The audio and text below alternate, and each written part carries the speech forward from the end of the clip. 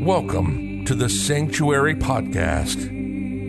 Angaangaq is a medicine man and offers his work on sacred land through shamanic healing, energy healing, sound healing, breath work, plant medicine, and workshops and events. The Sanctuary is a community for all those who seek healing, transformation, ancient wisdom, and a place to come together to create a new way of living and relating. This is the Sanctuary Podcast, and this is Angaangaq. So good evening, everyone, and welcome. Uncle, we just had a little chat, and welcome again. And it's such a pleasure to be connected to you here and with everyone that's joining. So I just wanted to read a little bit of your bio, and that always feels very weird to me to read the bio of an elder, because I know I should read a book and I should say so many more things. But I want to read, what's written here. And so you're a shaman, a traditional healer, a storyteller, and a carrier of the Qilaut, the winddrum. And I'll probably ask you about that. With the family belongs to the traditional healers of the far north, from Kalaallit Nunaat in Greenland. Sorry for the mispronunciation. Maybe you'll tell me how to pronounce this good. And your name means, you were telling me that, the man who looks like his uncle. So I'm going to call you uncle tonight. And since you were a child, you were trained by your family, especially by your grandmother Aanakasaa, for becoming a shaman. And the spiritual task given by your mother is melting the ice in the heart of man. Mm-hmm. How beautiful is that? So it says that you bridge the boundaries of cultures and faith in people, young and old. Your work has taken you all over the world, in 70 countries. I've seen some beautiful talk of you. You've conducted seminars and circles and traditional sweat lodge. And your teachings are deeply rooted in the wisdom of the oral healing tradition of your people, which enabled people from over thousands of years to survive in one of the harshest places on earth. And I have a beautiful photo in my background here that comes from your region. And so since the ceremony in Greenland in 2009, where the sacred fire has been brought back to Greenland, you've been carrying the title of Angaangaq, the great shaman. So I also wanted to say that, all the donations tonight are going to go to help you build a healing center. And we'll talk about that, I'll talk later tonight. But without further ado, welcome, Uncle. Thank you so much. I'm so happy to meet you. And I love the picture behind you. We call her Illuliaq. Illuliaq, which is something inside. This big iceberg comes from big inside from the big ice that she carved. And then this looks to be what, 200 meters. Mm-hmm. So 9 more times is in the ocean. So that means the ice is really, really thick. Anyway, I'm so happy to meet you. I looked at people and I want to say hello to everybody. Greetings to every one of you. I'm happy to meet you. And then I look forward to meet you somewhere in this world. Mm-hmm. You were saying into your introduction that I have worked in over 70 countries. I just came home from a small country called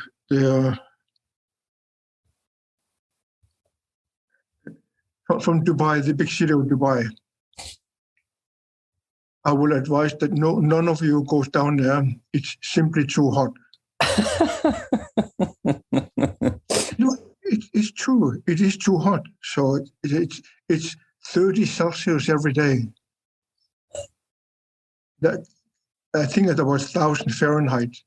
I don't know Fahrenheit at all. So yeah, what is the temperature where you are right now today?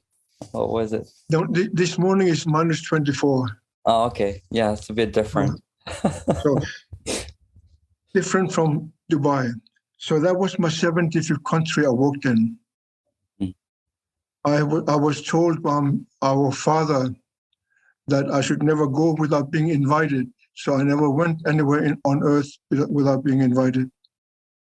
So then I was invited by the World Expo as a speaker. So I was down there in Dubai. Anyway, so nice to meet every one of you. I promise to say a little prayer. Yes, I would love that. Yeah, to open this space with a prayer. Yeah, thank you, Uncle. Because in my world where I come from, our beloved grandmother Aanakasaa says that life is a ceremony in itself, worthy celebrating with a ceremony.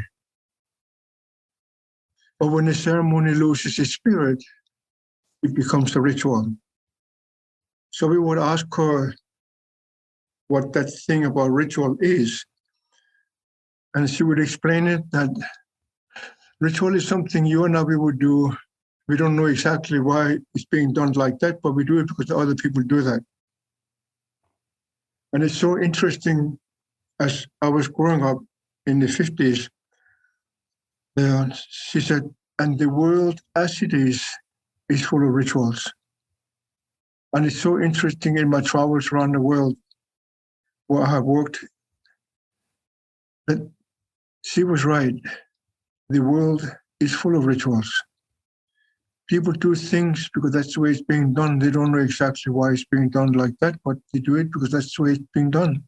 And that beautiful spirit of the ceremony, of your own thing, your own creation is so incredibly important. The way the old people explain it is that when you and I we do something from our heart in our ceremony, that ceremony will begin to grow. And just like anything growing, sooner or later, a bud will be born. And that bud will begin to open. And a flower is born. But that flower, sooner or later, will come to full blossom. And when she does, she will have seeds in her. And because you and I will live on this earth, the winds of change will come upon you. And my grandmother will add on to say, and it does not matter if you believe it or not, the winds of change will come upon you. But when that happens, the wind will blow away the seeds, which comes from your ceremony. And then your ceremony will land somewhere else. Then another ceremony is born. It stems from you, but it's no longer yours. And that's how that circle grows, by the ceremony, where it becomes yours, and you develop it, evolve it, deeper, better, more beautiful, more respectful, all these things attributes we all dream to live by. Then a bud will be born in your heart. And that bud sooner or later will open up, become a flower. And this beautiful flower will come to a full blossom. The seeds coming out of it. And then the winds of change will come and blow it away. Then other ceremonies are born. That's how your ceremonies can grow all over the world. I found it always so beautiful because this is my drum.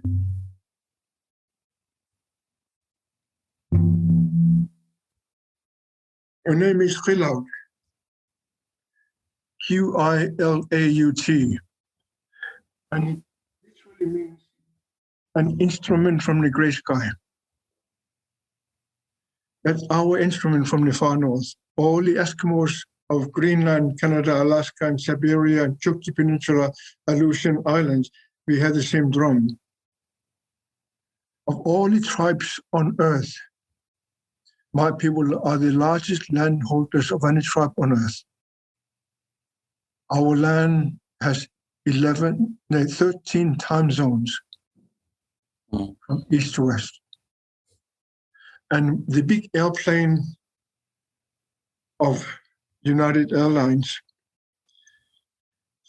when she flies from top of Greenland to the middle of the island of Newfoundland, it would take her more than 9 hours to fly. So that means that my land is enormous, really enormous. And so we all had that Qilaut. And this is the way I do in my prayers. I have those two. Oh, can you hear? Yes, we can. You were mentioning about melting the ice in a Haruman. I was a runner for the elders since 1975. But now all these elders have died. I'm the only one left. And now I'm the oldest one. I'm going to become 75 in November. And it's so interesting to realize all these elders who were behind me, they were all gone. Now I'm standing alone. And it becomes so incredibly amazing to realize, holy shoot, I have a responsibility.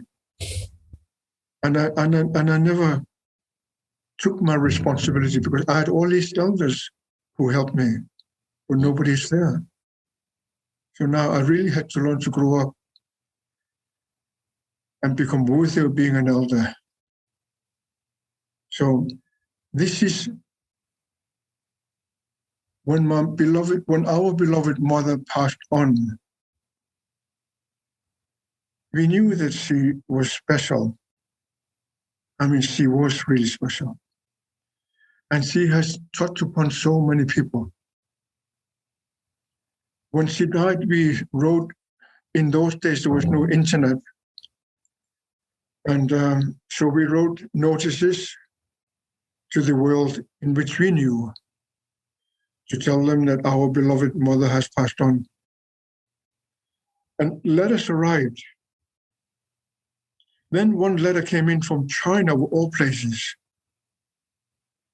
And it was from a young man who my mother greeted in front of the shop, grocery store, in the big city of Nuuk, the capital of Greenland. Because my father was a government agent. So he would tell us his 8 children, a new person has arrived into town, go and greet him. So we would go and greet people as we were instructed. So my mother and my father, we were going to the grocery store, the 3 of us. And I can see down outside the grocery store, really, really tall, skinny man, much taller than everybody else. And my mother is this tall. I'm a very tall man. I'm 169 millimeters. So I'm really tall. So, and my mother was short. She went up to this young man, took his collar and pulled him down. And then she gave him a kunik, as we say, a sniff, the Eskimo kiss. Now, I don't know if you heard about a little country called Hollywood. It's a very tiny little country. It's somewhere in California. They rub noses there. Yes. We don't rub noses. We sniff each other. We actually sniff each other to understand what emotions you're in now. With every emotion you have, you smell change. So she did that. She sniffed at him. And then she went into the store. I was meters behind her. And I see this young man standing up with tears running down. And that young man wrote a letter to my family from China. He had become head of a Danish paint company in China. Mm-hmm. And he said in his letter, "Your mother truly melted the ice in my heart." All she did was give that young man a sniff. And that's it. So many years later, I was part of the elders group at United Nations. And I kept going to all these amazing meetings all over the world. And one day I decided, no, I cannot do that anymore. I cannot. Because we can go to meetings. I love meetings. And I love going to restaurants. And when we say that we're going to meet in Rio, somebody will say, oh, we had to go to that restaurant. And we discuss and never come to an agreement. That's how the world works. We have many meetings, we have many get-togethers, but none of us change. So I was in New York City at United Nations environment meetings, and I realized that I cannot do that anymore. I can't, because I was wasting the time and the energy of the elders I was running for. Mm. Because every time I came home, I had to tell them whom I met, what I saw, what I experienced, and what I heard from all these meetings. And I've done that since 1975. So I decided as I'm leaving New York to fly off to Copenhagen and back home to Greenland, that I'm going to tell my mother that this is my last meeting with the elders. I can't do it anymore. So I got home, and my mother had taken over my father's chair, and then I sat on her chair, and she made me a cup of coffee. She made herself a cup of tea. And then we were there for silence, just she and I. And I said to her, "Mother, I can't do it anymore. Tonight when I meet the elders, I would tell them that I will no longer be a runner for the elders." And she was looking at me and she said, "Oh." And then she says, then she got up from the chair. And of course, when your mother gets up, you get up too. So I got up and she faced me and she took my hands. And then I looked at her in the eyes. Most serene, most beautiful spirit one can look at. Being a son, that's how I describe my mother. And she looked at me and she said, "Son, you're just going to have to change the ways." And I can hear that. Yes. How? You're going to have to learn to melt the ice in the heart of man. Only by melting the ice in the heart of man, man will have a chance to change and begin using his knowledge wisely. I can hear that. So when she stopped, I shook her hands and she opened them, and I looked at her and I said to her, "How?" Then my mother, being my mother, she closed her eyes, so I closed my eyes, and she said, my son, you're just going to have to change your ways. You're going to have to learn to melt the ice in the heart of man. Only by melting the ice in the heart of man, man will have a chance to change and begin using his knowledge wisely. Then she shook her hands and I opened my eyes, and she had the most serene, beautiful smile. And she went to her kitchen to prepare food. And that's how I came to the point, the spiritual significance of climate change.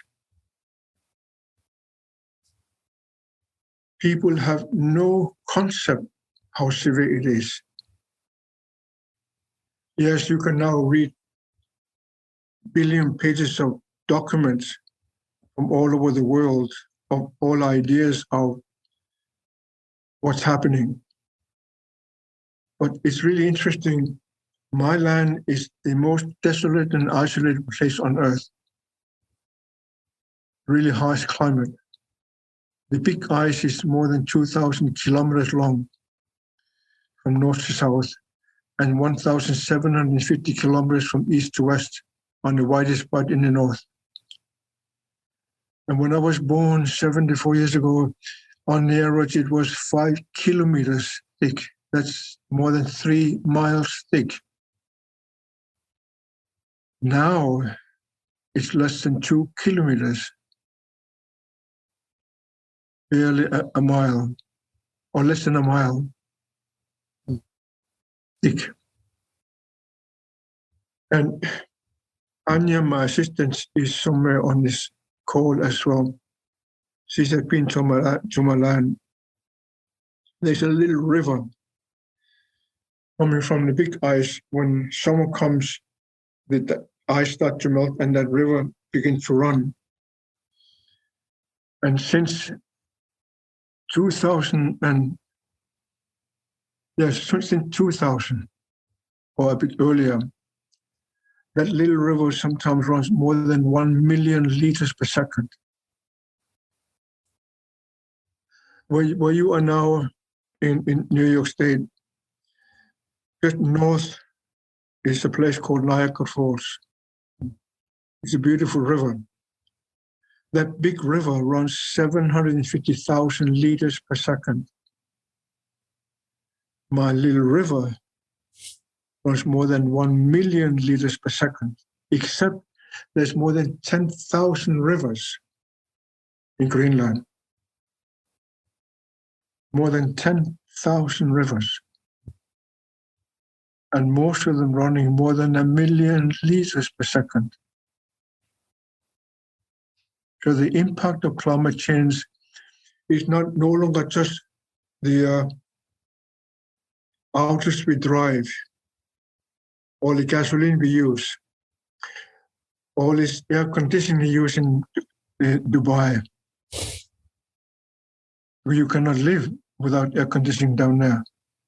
And that creates things up in the air, eating ozone, and making things really, really difficult for Earth. And there are 7.5 billion of us, and most of them use air conditioning. And that causes big ice to melt. And it's really, really, really bad. But nobody can stop it. Nobody. No matter what you do, it's not going to stop. Every day in the United States of America, that little country, I can't remember how many billions cars drive every single day on the highways. And your car has 4 tires, and the RPM, rotation of the tires, the highway shapes of tiny little rubbers. And that, because of you driving fast, they become cut up in the air. And they go up and they become part of the jet stream in the Northern Hemisphere. And then they come over the big ice of Greenland and they freeze. It becomes too heavy, so they fall down. Now, when you come this summer in August to the Elders Gathering, I'm inviting all of you. There, I will take you to the big ice, and you will see that big ice is no longer white. It's black with car tires from the Northern Hemisphere. It's not only the United States of America, it's not only Canada, it's every country in the Northern Hemisphere. There are billions upon billions of cars driving, and every time they're on the highway, those rubbers are shaken off, while the highway is soft because it's asphalt. And those tiny, tiny pieces of rubber are so fine that the air just takes them up and jet stream comes upon it and they fall down. Right now, we're going to have a New Year in 20 days. 21st of March, that's our New Year. That's when the sun shines for the first time in the belly button of Mother Earth. Belly button of Mother Earth is the North Pole.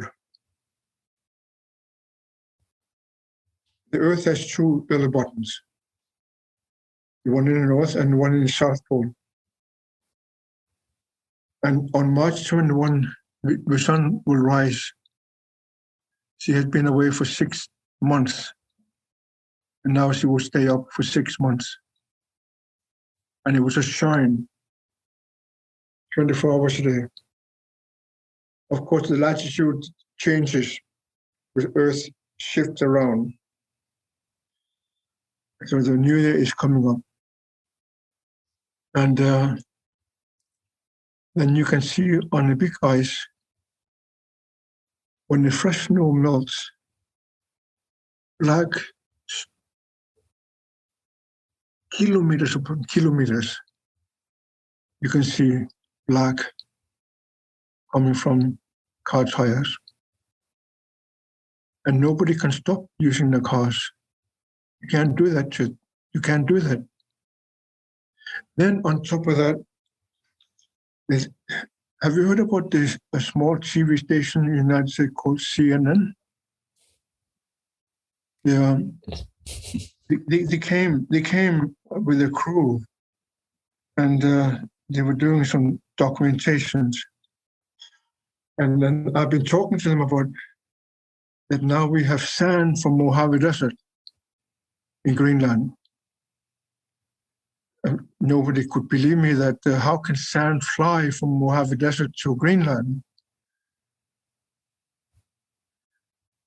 It's really simple. When the air is really, really dry, the winds get stronger. So it swirls up the sand and lifts them up, and upper winds takes over, and it goes all the way up to Greenland to the big ice. Then big ice is minus 40 Celsius on the average. And that goes way, way up in the big sky. You can feel that cold. The sand becomes too heavy and they fall down on the big ice.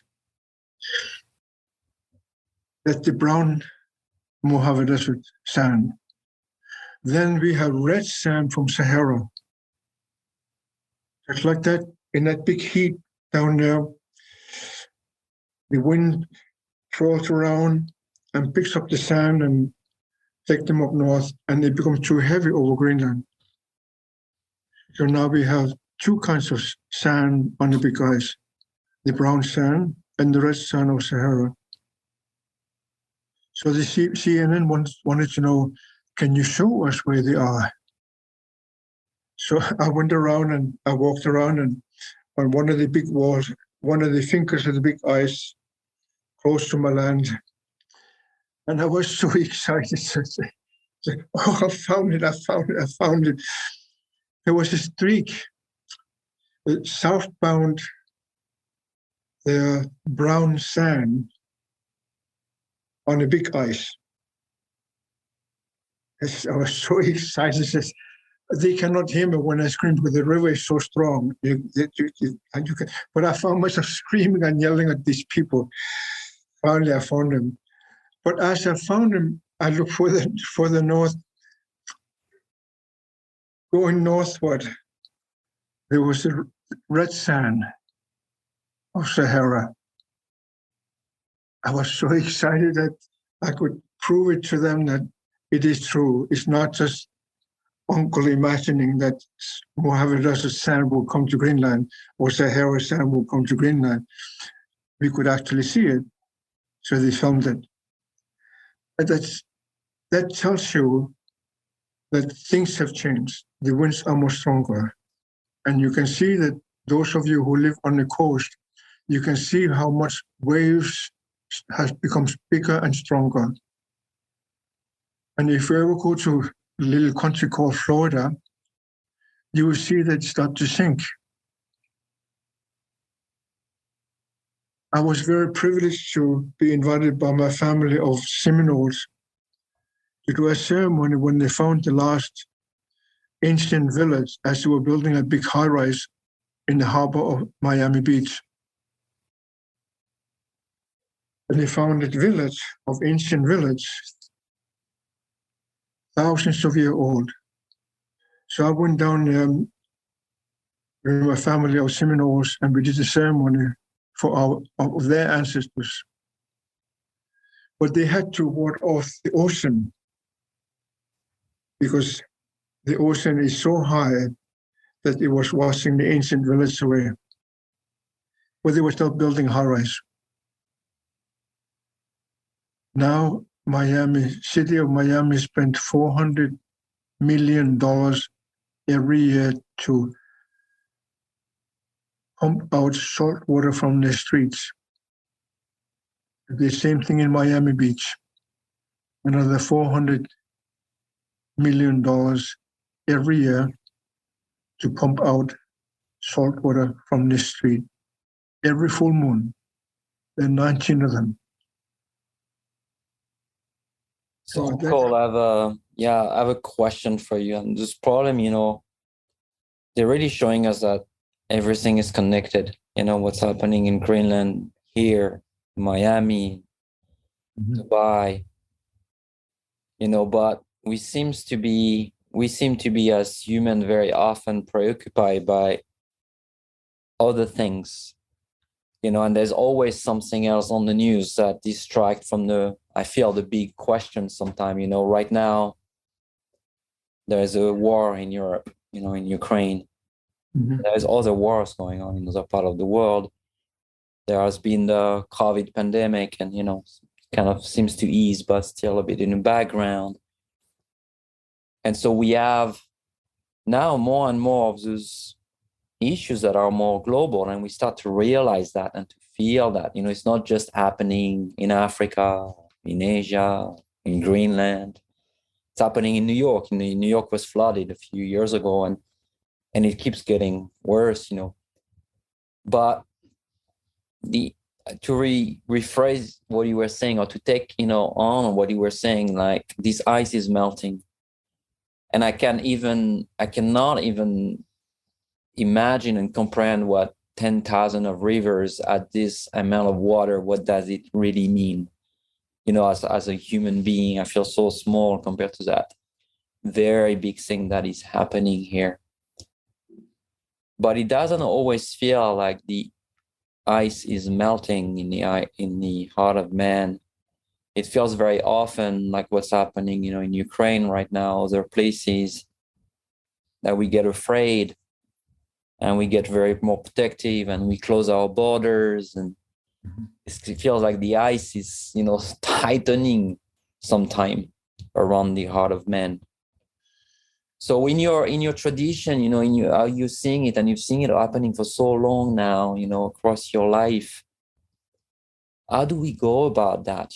How do we approach such big question and such big things and do that work that really matters for each other's? How do we reconnect this is what I was going to be saying a prayer about. I get caught up in my own. I didn't forget the prayer I was going to ask you. Don't worry.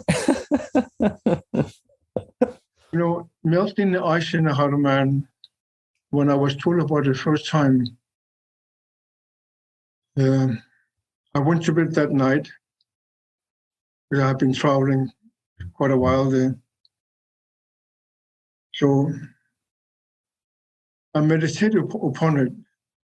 What does it mean that we have ice in our heart? What does it really mean? What is my mother saying? Why is she saying that? She has 8 children and 33 grandchildren.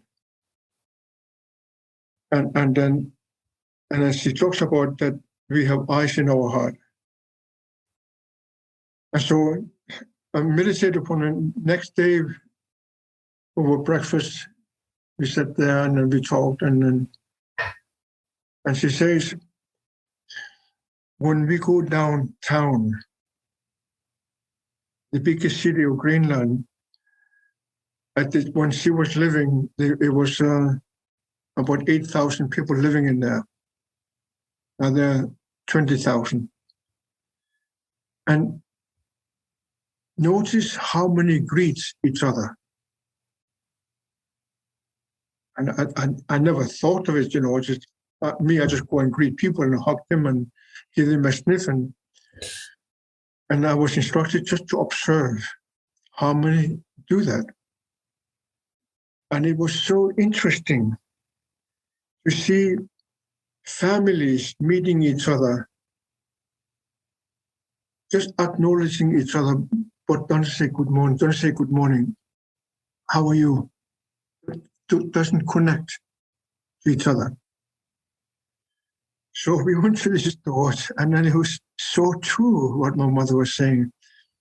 There are so many people who they know each other, but they don't go and give each other a little hug and sniff, just to see how they are doing, how they smell like in their emotions. What emotions are you carrying today?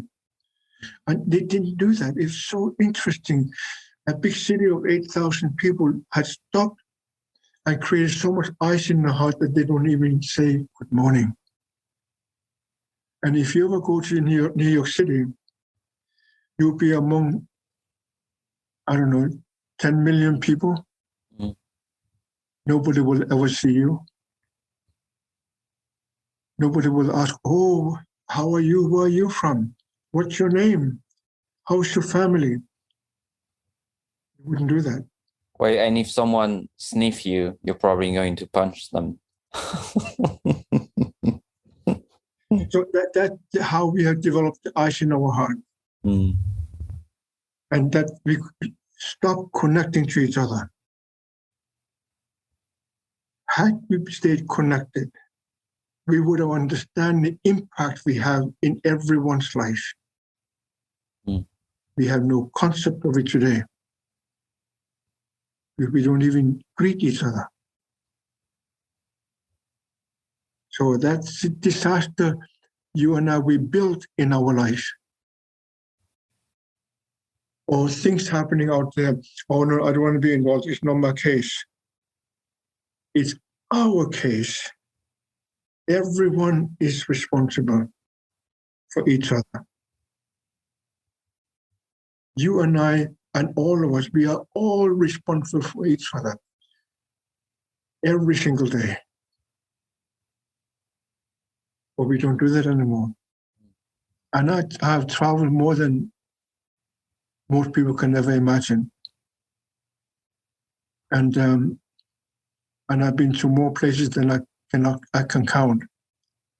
And it's so interesting that I can sit in a big city of Sao Paulo, having a cup of coffee, not one person all day long asking me, oh, where are you from? Oh, what's your name? What brings you here? Well, there are 21 million people that live in there. Not one person, not one, and stop by and say, "Whoa, you're new here. What's your name? Where are you from?" Nobody does that. I got stuck through a snowstorm in New Jersey airport one year. The airport was filthy and dirty, and thousands of people. I watched them. They did not greet each other at all. That's how far apart we have grown. And only by melting that ice in our heart will you and I will be reconnected, recognizing each other, and realizing I can never do things alone. You can never do things alone. We all need all the help we can get from everywhere. A little smile will lift one's spirit so high that a smile will be born inside. And that goes on to the next person. And the whole energy of the room will change just by a little smile. I come from a small village, 3 houses, and that's it. That's where I grew up until I was 13 years old. There were no street lights, there was no electricity, but between the 3 houses, sometimes we hit each other because we're running. We can't see through the stones, and so the same issues are in the big city, you know. Street signs or corners and so on, and they run into each other, but they don't say hello. They don't say, "How are you? How was your trip coming down here?" They don't do that. I spoke in World Expo, and I saw thousands upon thousands upon thousands of people. There were so few who connected. So few who connected to each other. So the world has changed, and the impact is really negative, extremely negative. You mentioned the big war coming up. Yes, a big war is being born now, and it's going to spread, and it's going to affect our lives, yours, and every one of us here. Our lives will be impacted more than you can imagine. It's no longer just a climate change. Now it's a war. Yes, war has always existed. Your country in the United States of America had never known one single day of peace as a country. Not one single day since the creation of the United States of America has there been peace. I remember in the 70s, as the elder runner for the elders, I was in Washington, D.C., and in those days, most of you probably don't remember something called postcard. It's a great-grandfather of chats, WhatsApp chats. It's something you write, and with a nice picture. I collected those postcards, and I take them to the elders. And I was down there at Christmas time. So I went home, and it was this beautiful old man in his 90s. He was holding a postcard with the pictures on it, and then it was a writing on it. And I was sitting next to him, and he said, "Son, could you translate for me? What does it say?" He says,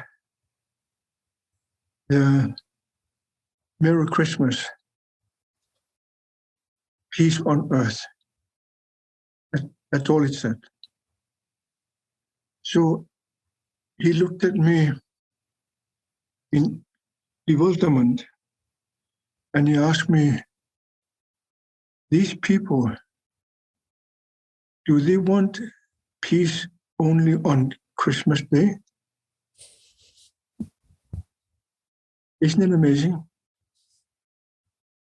I didn't know how to answer that question.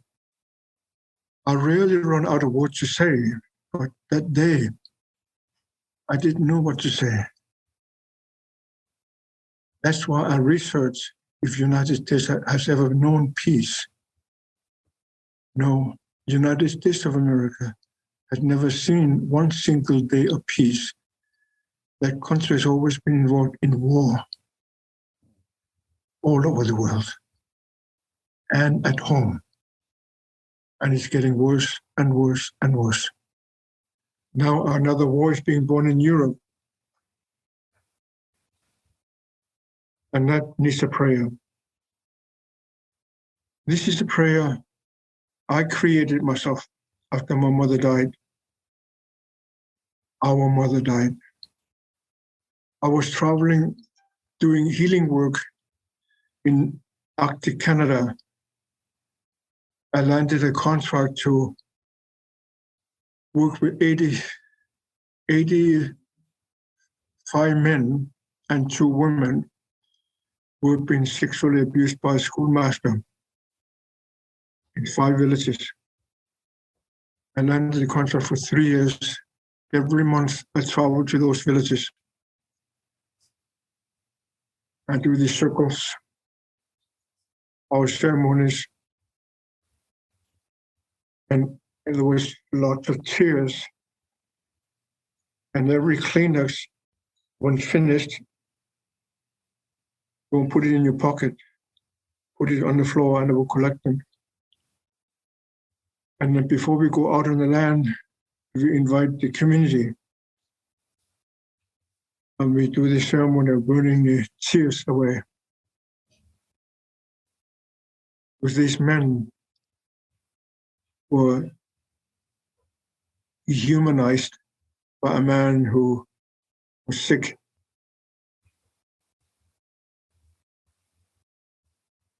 And so I have been built in that tune for our mother. And I finished that village, and I was going to another one on the islands of Hudson Bay. I was in a twin or a small airplane, and I was talking to my mother. And I said, this is my gift.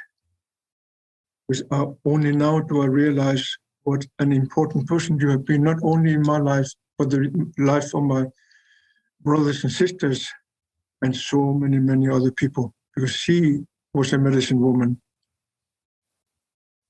And I chanted the prayer in the airplane. And that was the first time I chanted it. And I told her, and that chant would be heard by the world. And then every time we pray, we give our prayer a breath of our own. My grandmother says that when you pray for somebody and talk to the Great One, give it a breath. So by the time it comes to him, he knows it's come from you. So I did that. And then he will then give the answer through his helpers, which are our ancestors, and we can see them in Northern Lights. They are, and then they will bring the answer with stunning accuracy. Can you imagine that the Great One will give an answer of your own personal prayer? The answer would be with stunning accuracy. Is it true that the power of him? Yes, it is. You should practice. And it's really stunning to realize how accurate whoever that is, he can be, or he is. So, except when I came to Italy, they didn't think about the ancestors, they thought about the angels. So I met one of the angels. I met I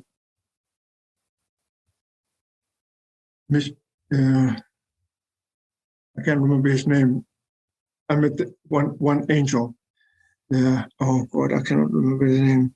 Anyway, I met an angel. He was a statue made of iron.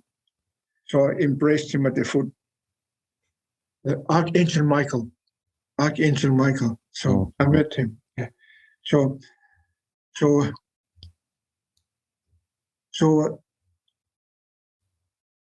I realized that the impact on my mother. And lo and behold, when I came home, a dear friend of mine called me up. He said, "Uncle, are you coming?" I said, "Of course I'm coming." "Where?" "Johannesburg." So Dr. Jane Goodall called up and asked me to come with her to Johannesburg. And Dr. Jane, I don't know if you know her, but Dr. Jane Goodall is really, really famous person.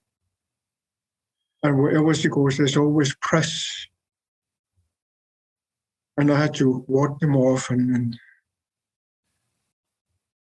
then she was interviewed by the BBC International Radio. And then when they finished the interview, I can hear the producer asking, "Dr. Jane, do you have someone else we can interview who has interesting story to tell?" And Dr. Jane, she doesn't ask, she just tells. "Oh yeah, he's right here." She pointed at me and said, No. But then I got interviewed. And I asked him, "Would you mind if I chanted a prayer?" And I chanted the melting ice in the heart of man. It took BBC International Radio, and it would broadcast around the globe. So that's the power of prayer. I learned it from childhood. I believe in it. Sometimes I argue with God, and I get really angry with him. I yell at him. I say words I cannot say on this TV. But his capacity is enormous. Enormous. I created a chant which my family loves. And it's in the honor of our mother. She was the one who instructed me to learn to melt the ice in the heart of man. She says only by melting that ice in the heart, man will have a chance to change and begin using his knowledge wisely. And I realized all of you here, you got so much knowledge. Every one of you has so much knowledge. Can you imagine? Can you just imagine for a moment using that vast knowledge you carry wisely? You could change the world. Every one of you, without exception.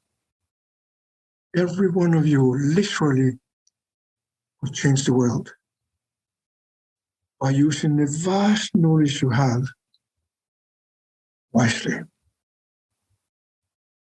And that comes from a woman who had a grade 3 education, self-taught in reading and counting. And my grandmother never went to school. She was the greatest teacher of them all. My mother was student of my grandmother for 47 years. I've been a student of my grandmother for 74 years. But I have so much to learn. This is the prayer for every one of you and your families. Samnok atok umatinit. That's in my language.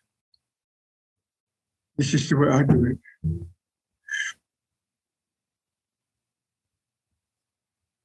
Oh, oh, oh, oh, oh,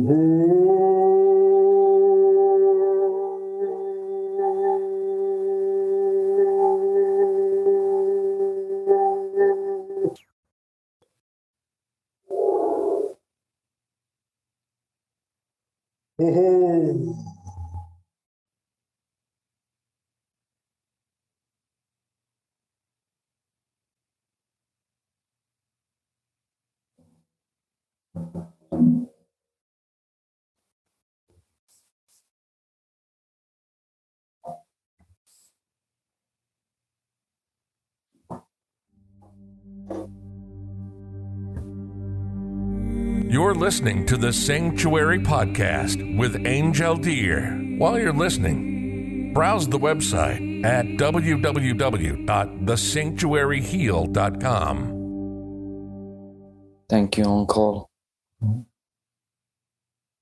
Uncle, I wanted to ask you about your people. Because the land is changing. And like you said, you were a runner for all those elders, and now you are the elder, the older one here. Are the tradition being carried today on your land in Greenland, and how do you see the younger generations or people interested, in this tradition, and how do we revive or keep this tradition alive in a world that's changing so much? Because I imagine nature is changing, the ice you use for some ceremonies is changing, and the animals and the birds, just everything is changing. So how do we keep that alive, and how do we respond to this world that we have in front of our eyes, not a past world, but the world we have today, and how do we bring that into this world? How do you do that, and how your people are doing that? Sometimes it's a challenge. Sometimes it is a challenge. Excuse me.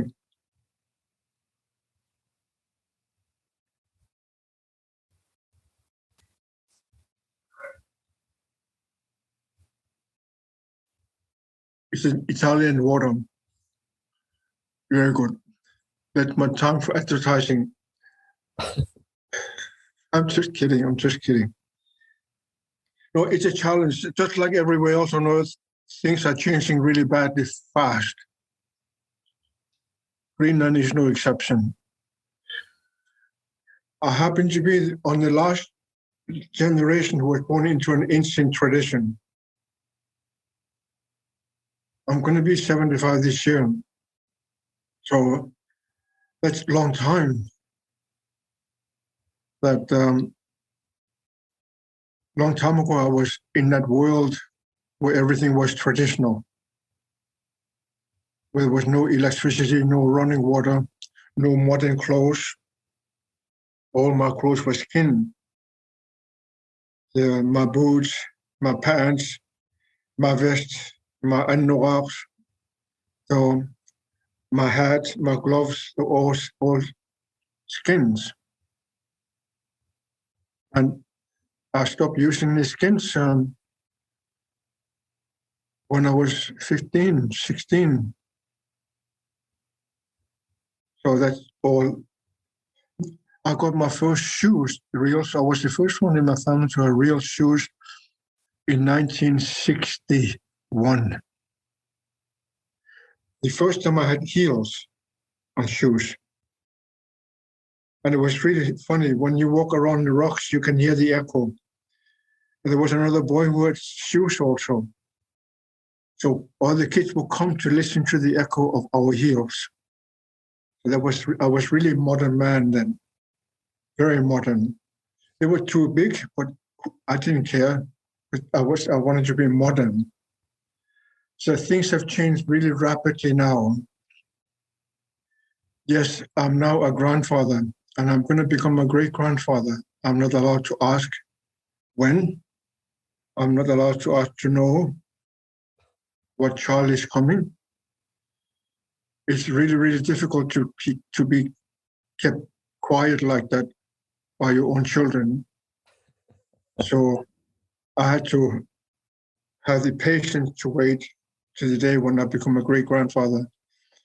I asked for that already when my daughters were born, but they couldn't understand why I wanted to be a grandfather. But now they understand I want to be a great-grandfather. So, and I will become a great-grandfather sometimes this year in 2022. So I look forward to it. Then I will offer everybody a cup of coffee. Or you have to come, and I will offer you a cup of coffee. Then you will meet a new man, a great-grandfather.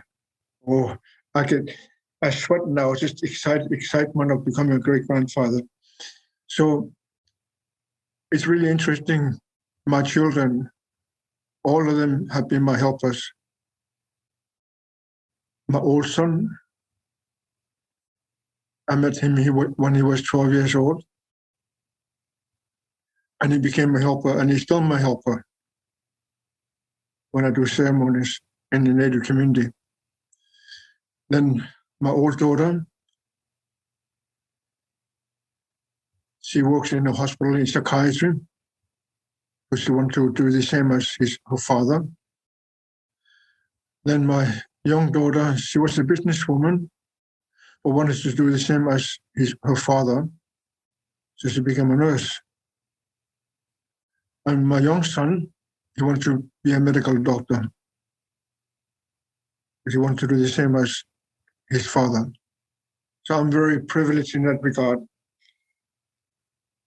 And then my nephews and nieces, and I have 33 of them.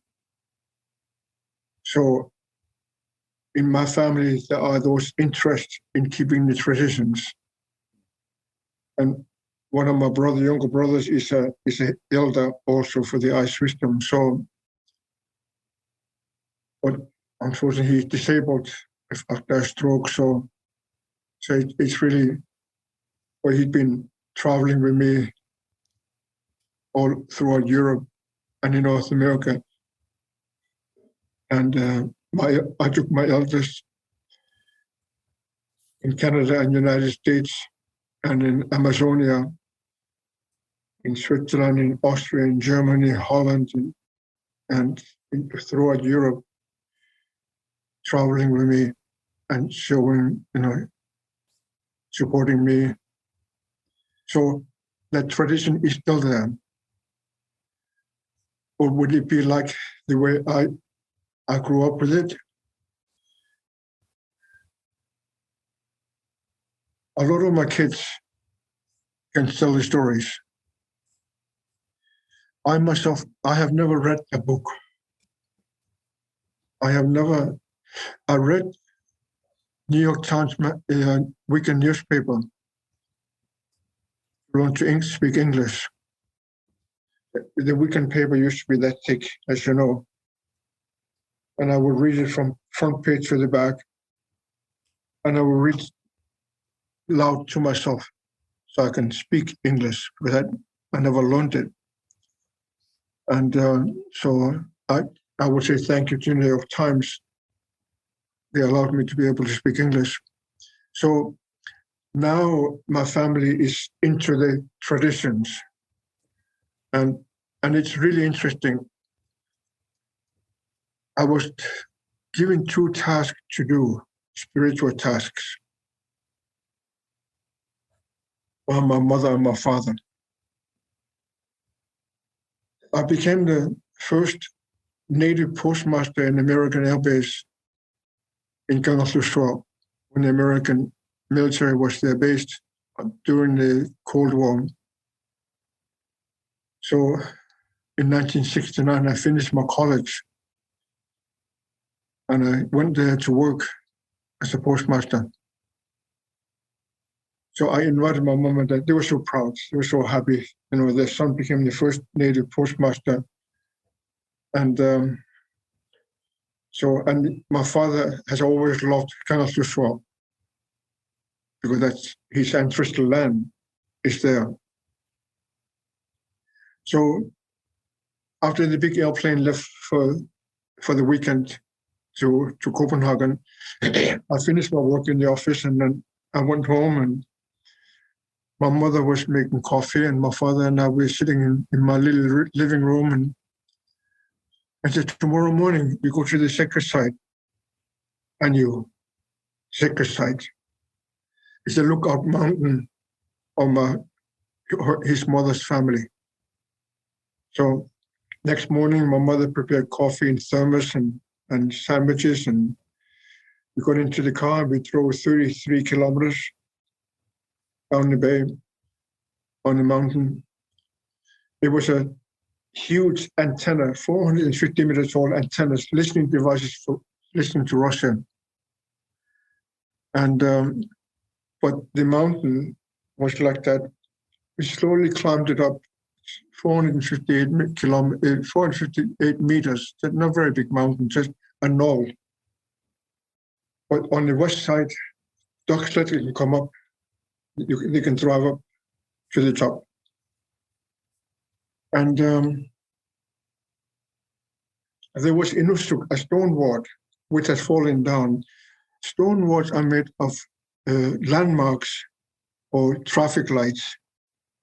You built it up. So we built up, it blown away. People who don't know how to build Inusuk, they will always blow away because the winds can be very, very strong. So my mother and my father, we fixed it up, and then he was looking through the rocks. Then he called me. So I went up to him, and then he said, look, there was a little hole amongst the rocks, and I could see way down there, 20-some kilometers away, another stone wall. That's why, and it's on that enormous land, we never get lost. Those are totem poles, like in the people of the woods. So they have totem poles. So people, when they're hunting out in the wilderness, they know how to get home safely. The same thing goes for us. Ours are stone walls, inusuks, the ones which looks like men. And then there's always a little hole in there. We don't have binoculars, but when you make that little hole, it becomes like a binocular. So you can see 20 kilometers away another inusuk. And that's how you can travel without being lost. Today, tourists get lost because they don't know how to look through the Inuksuk. They don't know how to use them. It's hill upon hill upon hill upon hill, and 24 hours sun shining, and you don't know which way is what. So people get lost. Every year, people get lost. So when you're a native person, you know exactly what to do and how to use that land without being lost. So we did that, and my father then said, my mother was sitting in front of the Inusuk, resting. My father and I talking, and he said, "Yeah, you bring home the sacred fire." I knew exactly what he was said. She said, "I grew up with the stories of a sacred fire coming home." And I looked at him. He says, and I looked at my mother. She just nodded. Yeah, you would do that. You would do that. So I was asked to bring back ancient prophecy of fire coming from the earth, not just from seal fat. So I did that 40 years. It took me personally 40 years, 40, but I made it.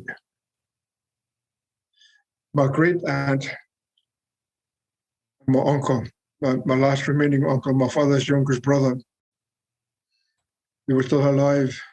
And then I traveled with him in North America, in Canada and US, and in Europe and in Brazil. So they were there. They were guiding me and assisting me and helping me, assisting me and guiding me to what I should do. And I brought home the sacred fire and fulfilling ancient prophecy, becoming alive. So I did that. The second one is a center for healing. So I'm going to go home now. At the end of this month, I'll go home and I will start building a center for healing. Why center for healing? In 1969, just like in where you live now, Angle,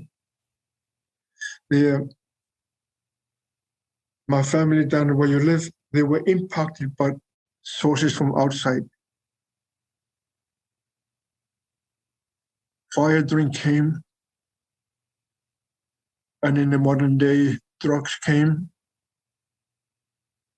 The sacredness of the drugs, like peyote, disappeared. That it became a recreational thing for people and really confused millions of people. And when you are under the influence of such things, you don't have that independence anymore. You become in apathy for whatever happens, that's what happens. So impact of those abuse of tobacco, alcohol, and sacred medicines has really caused destruction in our systems as Native people. So same thing when Denmark started to develop Greenland, they started to build apartment complexes, roads, electric facilities, the harbors, and everything. Except they didn't use Native people because they didn't have education. But it's so interesting. My family, they will hunt the biggest animal on earth, blue whale, nulig, with simple harpoons.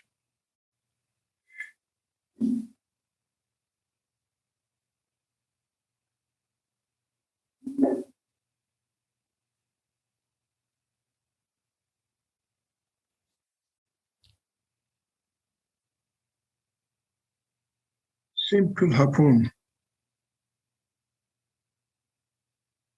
They will kill an animal 40,000 kilo animal. 40,000 kilo with harpoon. And they will haul it to the land. They don't lift it, but they help each other hauling 40,000 kilo to the land and butcher it. And there's food for everybody, for times and times to come. They knew how to do things like that. My great-great-grandfather's home is still standing there, more than 400 years old. It's never been repaired. It's just standing there. My family goes and stays there. The modern houses the white man built, 30 years, they don't last 30 years. But they were not hired to build these houses. So they stood there in their hands in their pockets. And Danish people get paid for beers for the weekend. So alcohol came in like a swamp, swallowing everything. And in 1969, it was on a high point where every weekend there was fights, abuses, physical abuses, emotional abuses, spiritual abuses, psychological abuses, sexual abuses, and all those drunkenness. The white man was freed from responsibility if a woman becomes pregnant from him. That child had no right to know his father. That man had no right to pay child support. And thousands of them were born like that.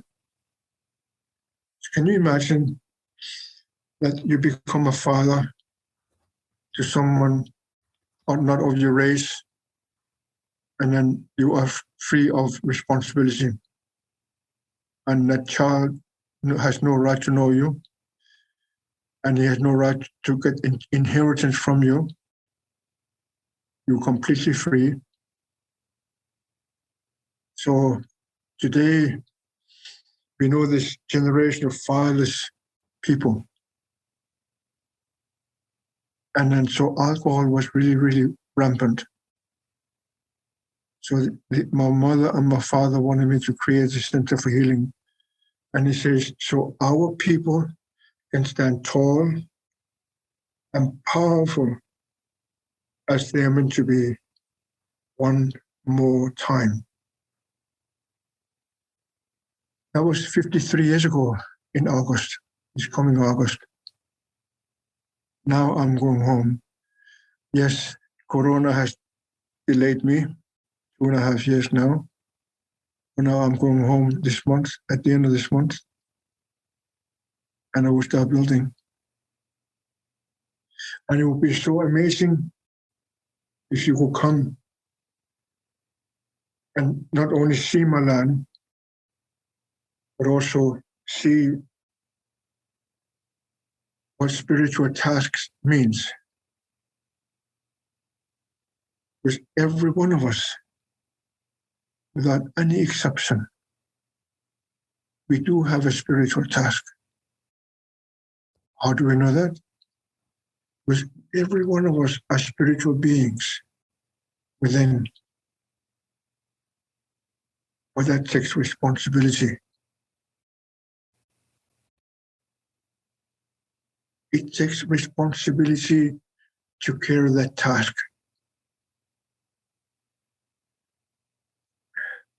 I remember landing in Geneva in 1978. And they took me to a meeting room where I got registered, and then they took me to the hotel. On the way to the hotel, we were driving by this big lake, Geneva Lake, and I saw this fountain going up way, way, way up. I was so excited. I grew up every spring. us children, we were moved to the teepee, sealskin teepee. So our teepee, the older one teepee, were just 5 meters from the river. So I grew up with the sound of water, which is the most helpful and healing medicine you can have. Listening to that water. And so I'm always really, really excited about water. So I got to my little hotel room and I unpacked things, and then I went out to go to the beach of that big lake. And there was this fountain, I would say at least 20 meters tall. It's 60 feet tall fountain. Any one of you who have been to Geneva, you have seen that. I walk on a walkway, cemented walkway. I got as close as I could, but I knew that I cannot touch it, because if I touch it, my arm would be gone, the power of that water. But I was under the energy of power. So I decided that that's what we will have at the big lake where the healing center is being built. That was my first decision. That's what we will have. Now I'm going home to create it. Will I be successful? I instructed God, the Almighty, that He better keep me healthy and then keep me strong so I can finish my task. And I will be. And I will go home in a month, in less than a month. And I will start a whole new life.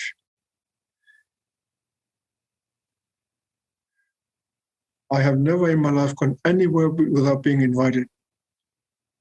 Never. But that's the instruction I have, that I should never show up without being invited.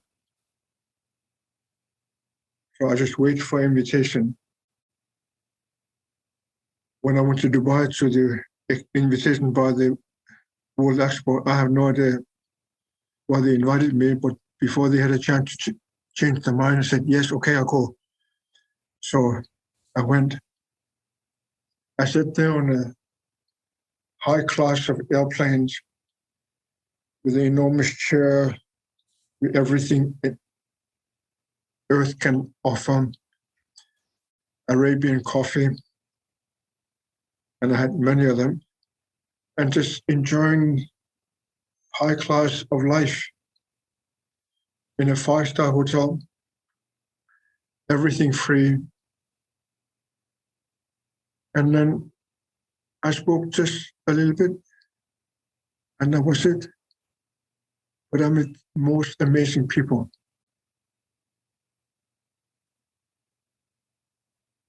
And that was my 75th country to work in.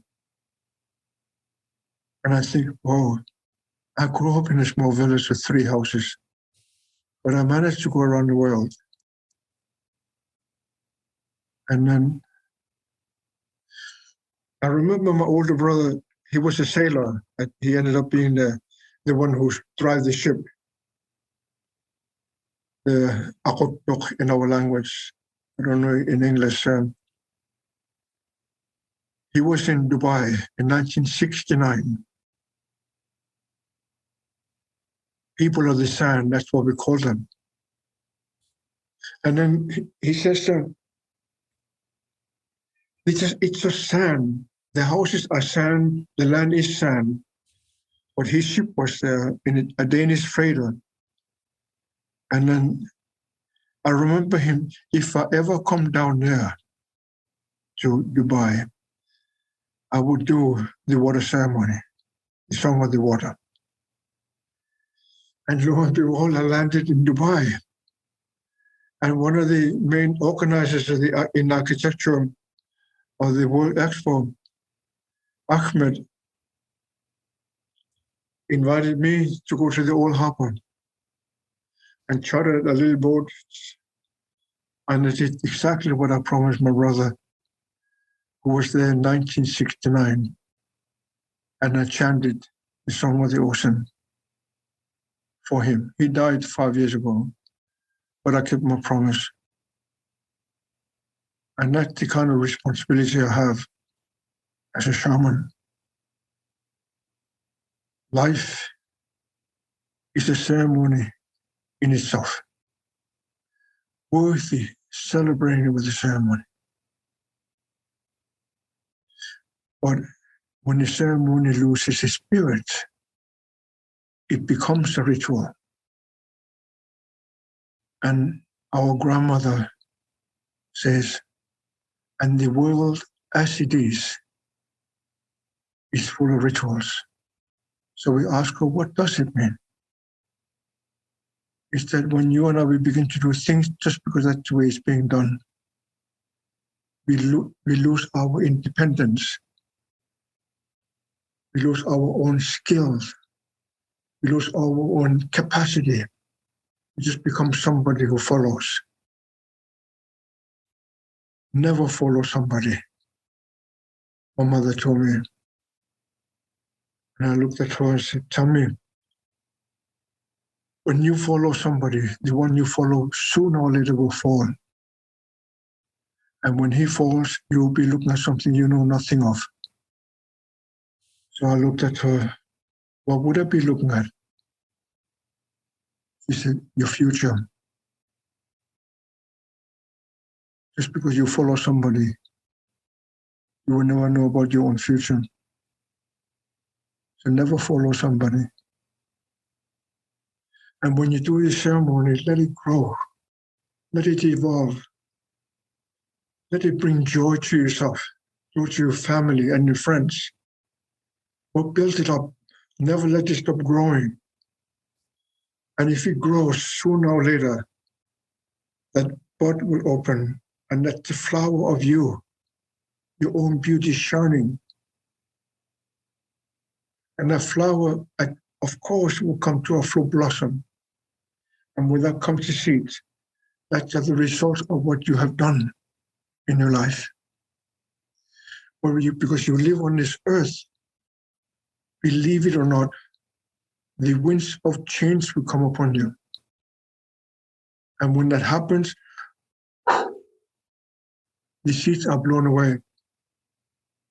But then you will witness something you never thought of. Another ceremony being born somewhere else, in somebody's heart, somebody's spirit. Another ceremony is born. You know it stems from you, but it's no longer yours. And you witness someone else creating a ceremony, and that person will build it and build it and build it, and at the end, it will repeat itself. A flower will be born. A full blossom will come, and the winds of change will hit you and blow away this seed. And not the one, he will see another ceremony being born. Can you imagine every one of us on earth, 7.5 billion of us, do ceremony together? Just imagine. The last thing I want to mention, but I want to recognize somebody in the circle. Let me just find Grandmother. Grandmother, are you here? No, maybe Grandmother left. Yeah.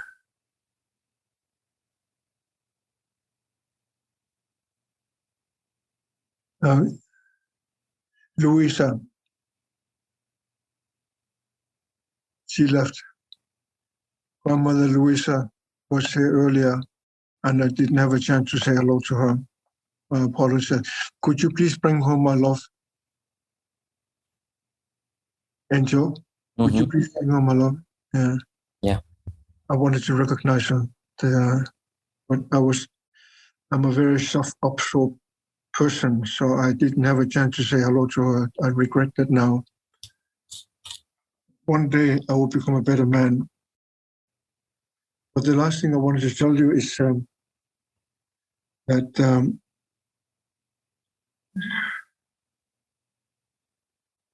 his grandmother Louisa is coming to Greenland from Mother Earth delegation in August. And my assistant is here, Anya. And if any one of you is interested, come. You see, the land of my grandmother is very old. We just don't know how old it is. So one day, I got a phone call from the mayor of the municipality where my land is, my family land. And the mayor says, "Uncle, you better come." So I flew home from Europe. And my municipal government had asked Greenland government to make my grandmother's land sacred, because my government funded young people to help me building a sacred fire pit when I brought in the sacred fire, ancient prophecy. So the government paid for that fire pit. And I wanted only unemployed young people who are on social assistance, take them away from town, and they built it for me. And then, so he asked the government of Greenland to make my grandmother's land sacred. So then my government went to UNESCO and asked them if they can accept it as a harshest land, grandmother's land. So they had come. So I took them to the sacred site. We stood in the circle and I explained to them what that land means. Just 1 kilometer away from the big ice. Where my grandmother was living, it was 5 kilometers thick. But there was no wind. The wind was flying way above. And the coast was very windy. But where the summer camp is, was no wind. And it was in a valley, beautiful valley. So the scientists, archaeologists and scientists from UNESCO and Danish government, they were standing there, they were asking me, "How old is your grandmother's land?" I said, I don't know, I really don't know. But one day I was sitting on my grandmother's teepee and I found something black. And from a mound of outdoor fire. As you know, when you have made fire in the outdoor, that mound will begin to grow and grass growing, and it was then pretty high. And something had moved out of that mound. So I got up and I cleaned it. It was black. I cleaned it, and it turned out to be a young calf and caribou's bone here, and that leg, back leg. People had drilled holes in it, so the children can practice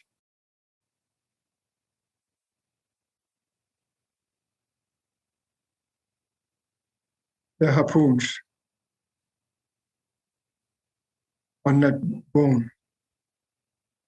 And then, but it fell down, and life went on, and it became stone. I knew that a stone, the bone had to be under the earth without seeing the sun and the oxygen for at least 5,000 years. Then it becomes a stone.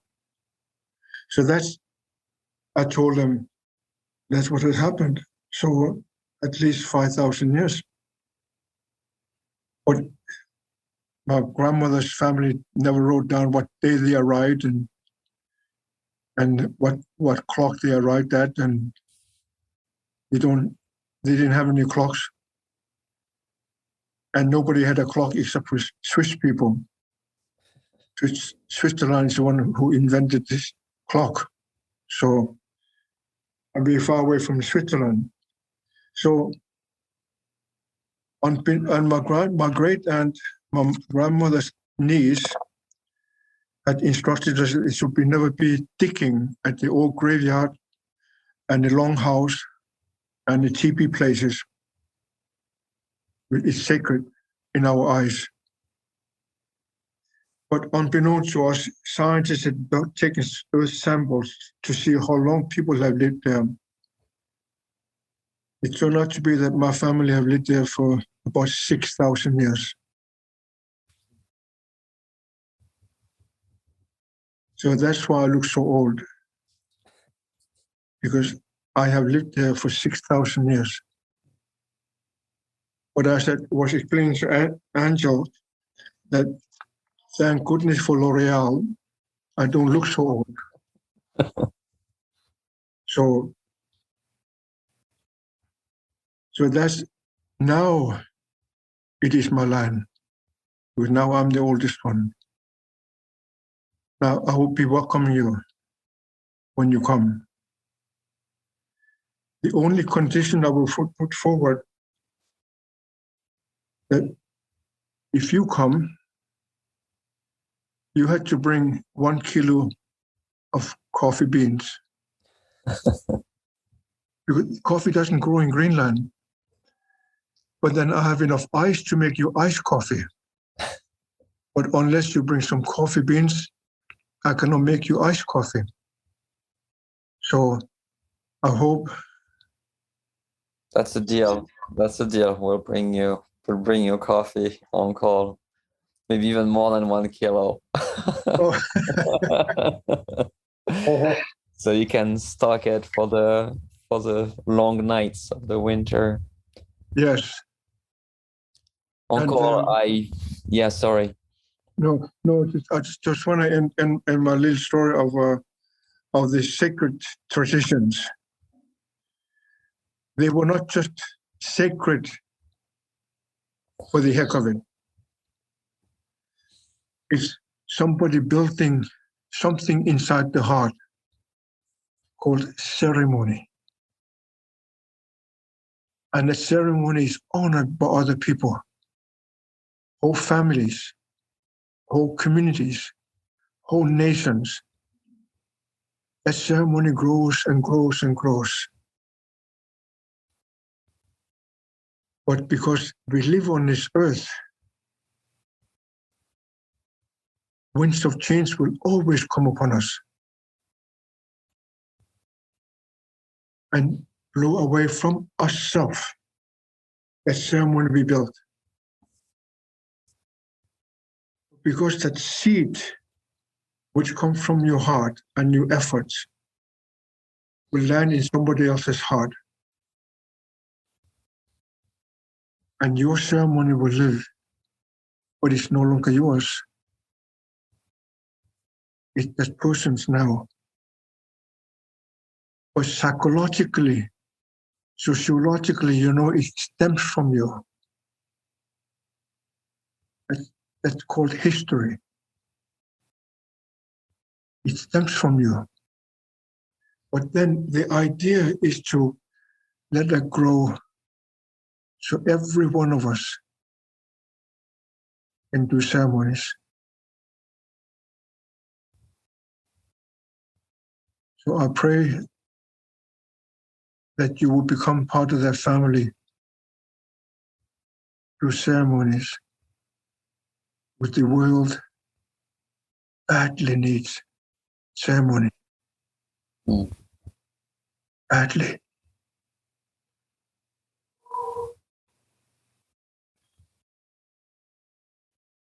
Oh, sorry I talked too much. No, you don't. No, because I would keep listening for a long time. I'm sure everybody here too on call. We're arriving to the end of our time, and I had so many questions and things, but it's good because now you have inviting me, so I'm going to come, and I'll have a reason to come and visit. But I would like, before we close here, to leave you the end of, I always do that, I don't want to be ending. I want you to all that end here. And I would love to hear, any kind of support that you need, from the people here. What can we do to support, your work, your people, your land, the retreat center? What's the best way we can be of support? And if you want to finish at the end by another prayer, it's also very welcome too. So thank you so much. One can never do things alone. None of us can. So we need all the help we can get. And I have carried that responsibility for 53 years now in August. And I have taken it seriously. I worked hard because it's going to cost money. I don't know if any one of you knows something about money. It's an entity, it's an energy. Because to build something, it's going to take energy of money. So I had to find the money. And it never rains with money. Here it rains with snow, and pretty much of it here.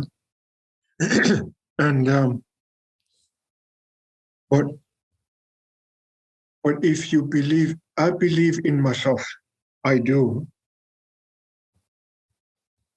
that I can raise funds. And I did. But of course, just like everywhere else, it's going to take more than what I have to finish a center for healing, which will contain 150-bed hospital, 200 rooms for people who need healing from alcohol, drugs, sexual abuse, violence, belittlement, psychological, emotional illnesses, 200 people, plus staff. So there would be 2,500 apartments. But then they will become completely self-sufficient in that village, 33 kilometers from the airport. And no one else can build around it. But it's a big building. And we will be completely self-sustaining from outside world. So the cost, I don't know if you have heard about something called inflation. It's imaginary thing where people steal money from you, increasing the prices and increasing their own profit. That's the way the system works. So sometimes I have never ever asked for money because it's hard enough to live as it is. But now that I'm older, I realize that yes, I have done everything all by myself. I traveled the world. I met the most amazing people of the world. I held hands, arms with Nelson Mandela for an hour and a half. Him and I alone. He chanted his grandmother's songs with my drums, two of them.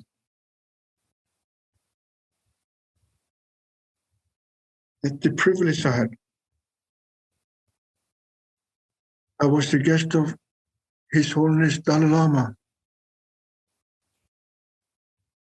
I didn't know that I'm not supposed to hug him, but he met me like that, so I just flew into his and embraced him and sniffed at him. Nobody tells me anything, so and then he kept looking at my drum and says, "Uncle, can I try?" So I instructed him how to do it, and he called his translator, and he stood face to face, and I was in between them. And he spoke his own language. And after that, when he finished, he looked at me. He still had the drum up there. He looked at me and said, "Uncle, I talked to my God." And he spoke back. Can you imagine that His Holiness Dalai Lama used my drum to talk to his God,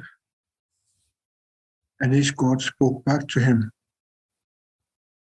That energy is here. And the list goes on and on and on. But I never asked for money. But my assistant Anya, now I can see her. Only half of the face. That's better. So you can talk to her what I would need. All I would ask for is a kilo of coffee. I will make you coffee. I will drink with you.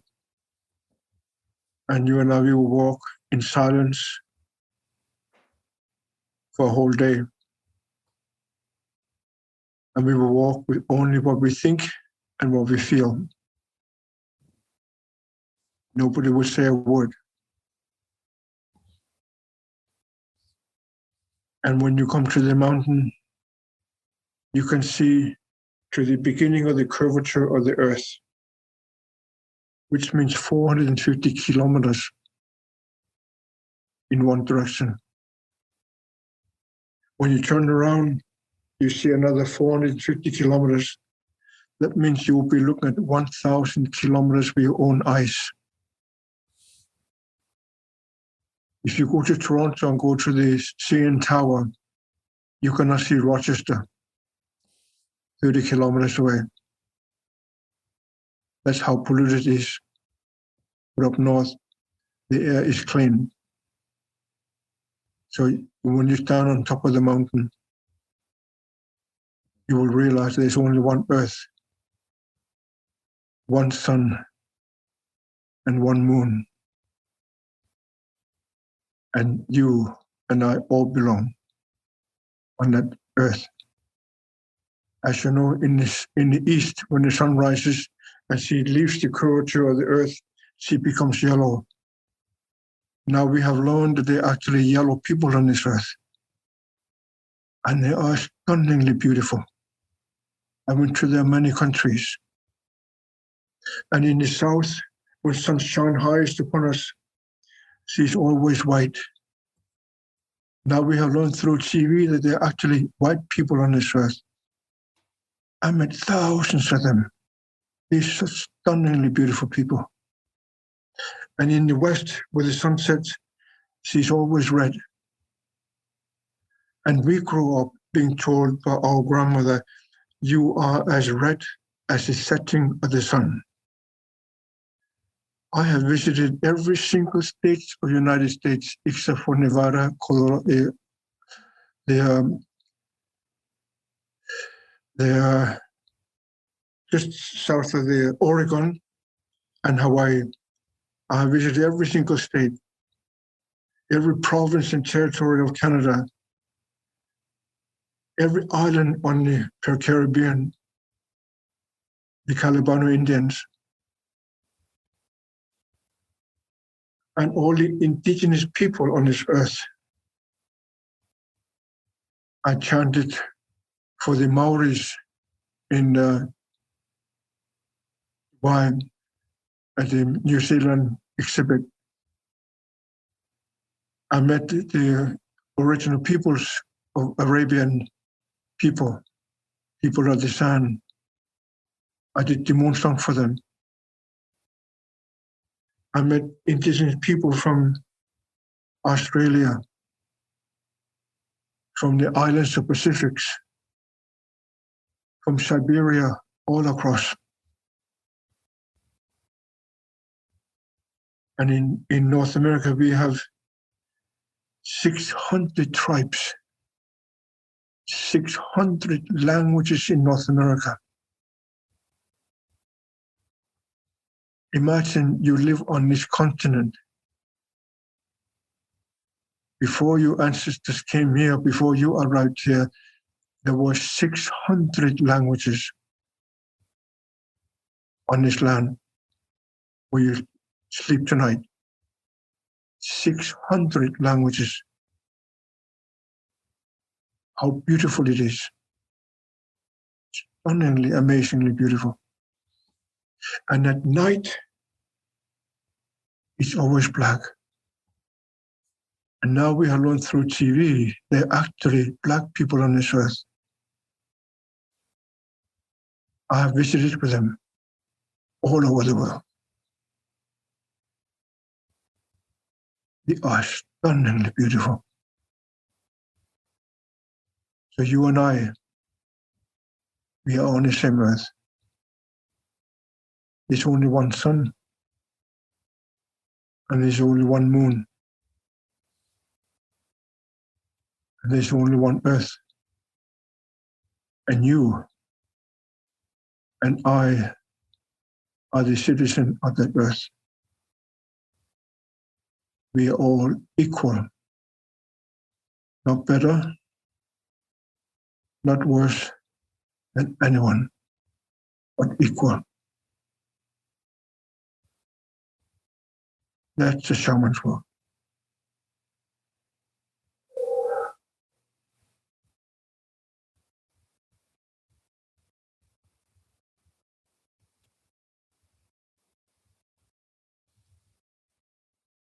Oh-ho!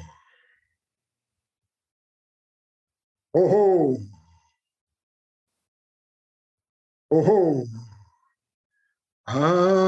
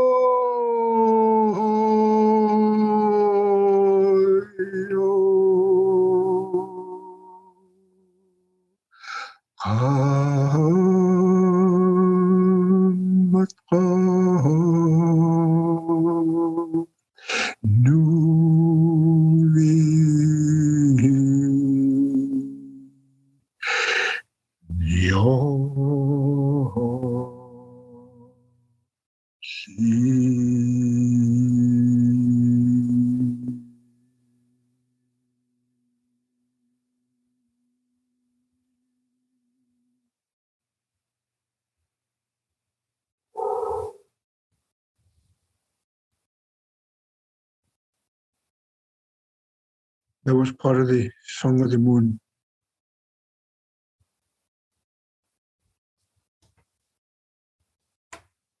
He was gone. He's gone right now. A new moon just starts tonight. Thank you, Uncle. Oh, Thank you so much. I don't want to speak anymore. Thanking everyone here who will be sharing links and to support you and So looking forward to meet in person. Much blessing to your uncle and to your family and people and the land, over there. And my love and greetings to all your family members.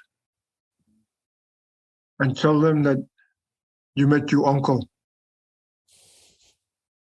And the only condition uncle has that you come and visit. But if you don't bring 1 kilo, you'll be put back into the airplane. It's a joke. Please smile. Please smile. Thank you. So, you can come, and it will be an honor and a privilege for me to welcome you. Thank you, Uncle. Good evening. Good evening to you. Good evening, everyone. Much blessing. You've been listening to the Sanctuary Podcast. Thank you so much for listening. Remember, we're a source of talks about spirituality, personal transformation, energy healing, shamanism, and earth-based practices. For more, visit thesanctuaryheal.com. On the website, you can find out about our events, our retreats, healing offering, our spiritual blog, and you can also register for the newsletter. Again, visit thesanctuaryheal.com. Till next time, this is the Sanctuary Podcast, and Angel Deer signing off.